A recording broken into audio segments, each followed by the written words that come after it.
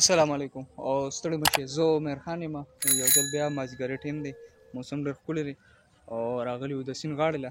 نو ما وی ګپ شپ به مو لګو یو څو خبرې به مو کوو او د سیند دا غاړه به م درته هم دروښیم نو دا کیمره غړښت اړوم بیا نورې خبرې کوو پاکه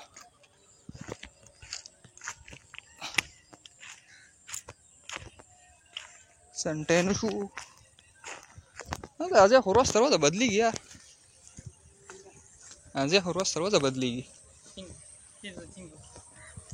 تېر ځل پکې دا شي نه ده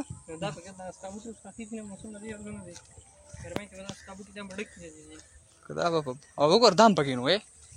د ګټې مټې دام پکې دا پکې وي د ځای کې وړو چې چا کره به ځې ته راغلی چا کره دلته چې خوا به چا کره ځې اتې شه دا خو پېژنې که نه وګوره پکې راځه نامی ګرامي نه اتې سره نامی ګرامي دا پوره خبر نیوز دی خدای پاکه څه وایې که نه تنوره لاره اوبه دونه خاموشه خاموشه پرتې دي دونه خاموشه خاموشه پرتې دي د اوبه دونه غلې غلې پرتې دي منیر بنیري وي بې شور اوبه اکثر لاشونه هم واپس نه ورکوي او که نه او که نه دې کې ویکویان دي دې کې نه هلته کې دغه پل لاندې دقلته ویکویان دي او ته وردانګه چې دا واپس راکوي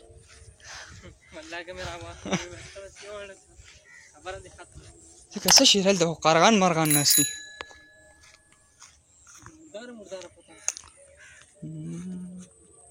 قارغان مرغان ناست دي څه شی پروت دی چا پروګرام کړی دی لکه یار دا ځای خو نور هم ښه سکا شوی دی د اوبه یار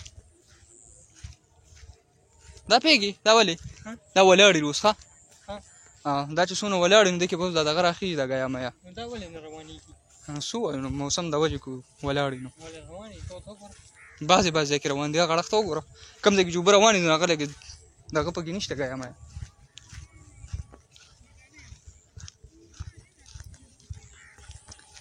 دا زمونږ د علاقې د سیند غاړه ده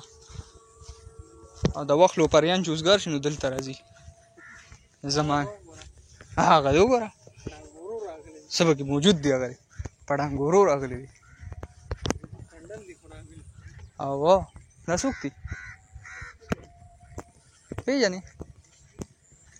تا څادر نه راوړه موږ لمونځ به م کوو نه ما راغشتی و نه تا او ته مدرسې ته راسې شین کوتک دی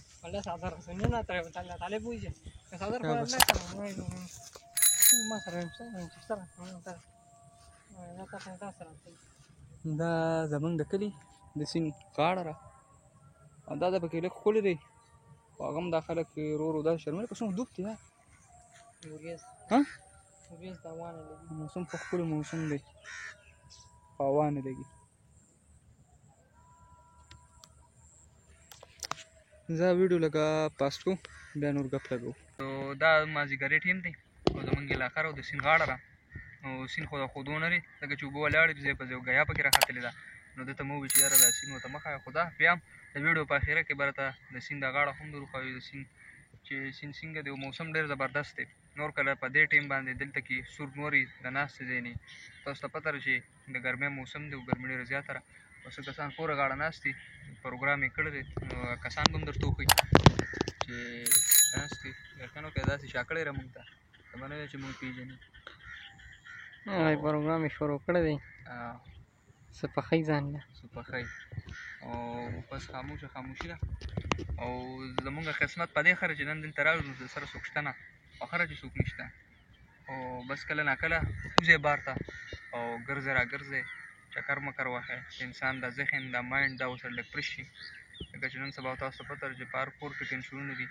نن سبا هغه ټینشنونه مشرانو نه وتري کشرانو ته رانه نه وتري هر یو کس هر یو کشر په ټینشن کې پروت دی نو بس همدې سره زه عمر خان ستاسو نه اخلم اجازه تاسو چېرته مو اوسئ خوشحاله اوسئ د لوی الله په امان او د سیند ورته یو پیرو ښایه دا سیند ووینئ